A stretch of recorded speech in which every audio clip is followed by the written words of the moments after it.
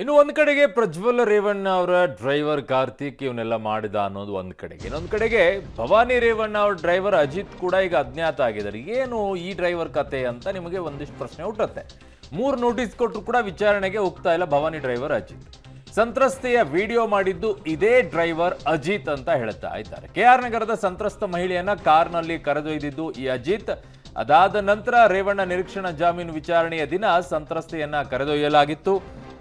ಹೀಗಾಗಿ Bhavani Revanna driver ಅಜಿತ್ಗಾಗಿ SIT ತೀವ್ರ ಶೋಧವನ್ನ ಮಾಡ್ತಾ ಇದ್ದಾರೆ. ಬಟ್ ನನಗೆ ಕಾಡುವಂತ ಒಂದೇ ಒಂದು ಪ್ರಶ್ನೆ, ಪ್ರಜ್ವಲ್ ತಪ್ಪಿಸಿಕೊಳ್ಳೋಕೆ ದಾರಿ ಮಾಡಿಕೊಟ್ಟು ಆಮೇಲೆ ಹುಡುಕಾಡುವಂತ ಕೆಲಸ ಮಾಡುವಂತ ಎಸ್ಐಟಿ ಅವರು ಈಗಲೂ ಕೂಡ ಈ ವಿಚಾರದಲ್ಲಿ ಇಷ್ಟೆಲ್ಲ ಆದ ನಂತರವೂ ಸಹ ಅವರನ್ನ ಹಿಡಿದಿಟ್ಕೊಳ್ಬೇಕು ಅನ್ನುವಂಥದ್ದು ಇರೋದಿಲ್ಲ. ಅವ್ರನ್ನ ಮತ್ತೆ ನೋಟಿಸ್ ಕೊಟ್ಟು ಈಗ ಅಜ್ಞಾತ ಆಗೋಗ್ಬಿಟ್ಟಿದ್ದಾರೆ, ನಾವು ಹುಡುಕ್ತಾ ಇದ್ದೀವಿ ಅಂತ ಅಂದ್ಬಿಟ್ರೆ ಹೇಗೆ ಮಾಡೋಣ? ನನ್ನ ಸಹೋದ್ಯೋಗಿ ನಾಗೇಶ್ ಇದ್ದಾರೆ ಕ್ರೈಮ್ ಬ್ಯೂರೋ ಇಂದ. ನಾಗೇಶ್, ಈ ವಿಚಾರದಲ್ಲಿ ನೋಡೋದಾದ್ರೆ ಒಂದು ಕಡೆಗೆ ಎಸ್ಐಟಿ ಈಗಲೂ ಕೂಡ ಪಾಠ ಕಲೀಲಿಲ್ವಾ ಅಂತ. ಪ್ರಜ್ವಲ್ ಇಲ್ಲಿಂದ ಎಸ್ಕೇಪ್ ಆಗಕ್ಕೆ 22ನೇ ತಾರೀಕಿನಿಂದ ವಿಡಿಯೋಗಳು ಆಚೆ ಬರಕ್ಕೆ ಶುರು ಆಗುತ್ತೆ. 27ರ ತನೂ ಪೊಲೀಸರು ಮಲಗಿರ್ತಾರೆ, ಗೃಹ ಇಲಾಖೆಯು ಮಲಗಿರುತ್ತೆ. 27ಕ್ಕೆ ನಾಪತ್ತೆ ಆದ್ಮೇಲೆ ಹೋದ್ರು ಸಿಗ್ತಾ ಇಲ್ಲ ಅಂತ ಬಾಯ್ ಬಡ್ಕೊಳ್ಳೋದಾಯ್ತು.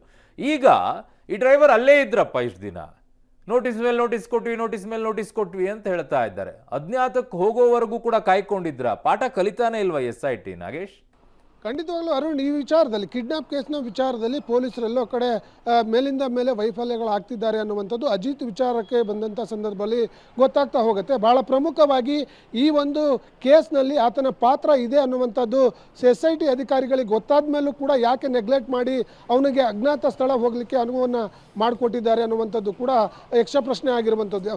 ಭಾಳ ಪ್ರಮುಖವಾಗಿ ಅಜಿತ್ ಅವರ ಪಾತ್ರ, ಆತ ಸಂತ್ರಸ್ತೆಯನ್ನು ಕರೆದುಕೊಂಡು ಹೋಗಿದ್ದ ಅನ್ನುವಂಥ ವಿಚಾರ SIT ಅಧಿಕಾರಿಗೆ ಗೊತ್ತಿದ್ರೂ ಕೂಡ ಯಾಕೆ ಅವನ ಮೇಲೆ ಹದ್ದಿನ ಕಣ್ಣು ಇಡಲಿಕ್ಕೆ ಹೋಗಿಲ್ಲ. ಜೊತೆಗೆ ಮೇಲಿಂದ ಮೇಲೆ ಅವನು ಎಸ್ಕೇಪ್ ಆದ ನಂತರ ನೋಟಿಸ್ ಕೊಡ್ತಾ ಇದ್ದೀವಿ, ನೋಟಿಸ್ಗೆ ವಿಚಾರಣೆಗೆ ಬರ್ತಾ ಇಲ್ಲ ಅನ್ನುವಂಥ ಮಾತನ್ನು ಹೇಳ್ತಿರೋದು ನೋಡಿದ್ರೆ ಎಲ್ಲ ಒಂದು ಕಡೆ SIT ಅಧಿಕಾರಿಗಳು ಅಜಿತ್ ವಿಚಾರದಲ್ಲಿ ಸಾಕಷ್ಟು ತಪ್ಪನ್ನು ಮಾಡಿದ್ದಾರೆ ಅನ್ನುವಂಥದ್ದು ಮೇಲ್ನೋಟಕ್ಕೆ ಕಂಡು ಬರ್ತಾ ಇರುವಂಥದ್ದು. ಅರುಣ್, ಓಕೆ ನಾಗೇಶ್, ನಿಮ್ಮೆಲ್ಲ ಮಾಹಿತಿಗೆ ಧನ್ಯವಾದಗಳು.